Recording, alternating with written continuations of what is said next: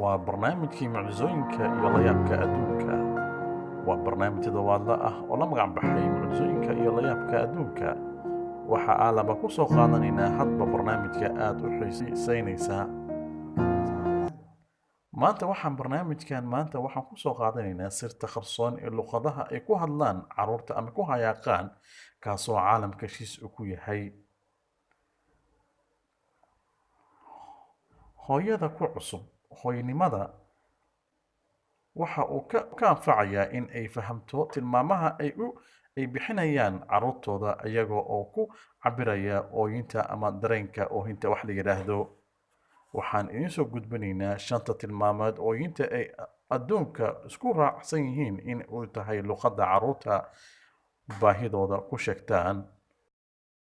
Anoo ku bilaabaya ereyga nah, waxa uu cunuga ula jeedaa ama uu ku tilmaamayaa inuu u baahan yahay uuna rabo naas ama hooyadiisa inuu ka nuugo naaskiisa.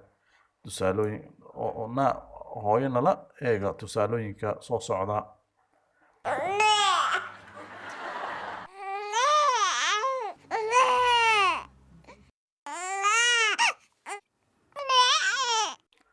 Ereyga oo waxa uu cunuga ula jeedaa ama uu ku tilmaamayaa in uu hayso hurdo. Hooyo nala eegto tusaalooyinka soo socda.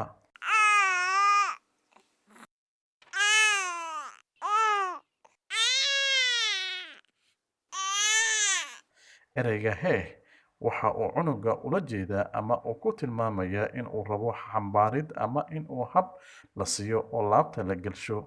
Hooyo nala eeg tusaalooyinka soo socda.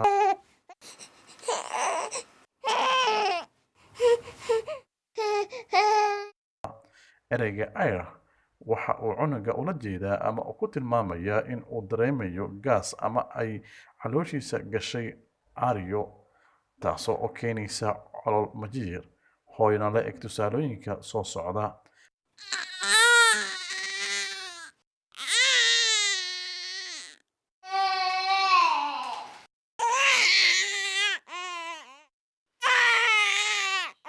Ama uu ku tilmaamayaa in uu cunuga u baahan yahay inuu helo nafis ama raaxo si aad in laga bedelo xafaayadda in badan ku xirnayd jirkiisa ama dharka uu ku jiifo. Hooyo nala eeg tusaalooyinka soo socda.